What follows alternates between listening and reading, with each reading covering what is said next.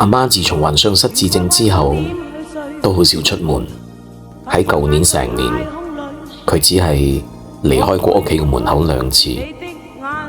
一次係喺舊年嘅年頭落去樓下間 salon 剪頭髮，第2次就喺年中嘅時候去銀行辦理一啲手續。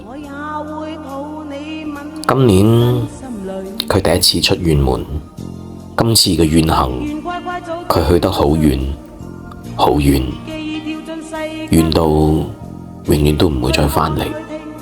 好彩我都算叻仔，知道你出遠門，所以把握機會同你影低呢一張我哋2母子最珍貴嘅合照。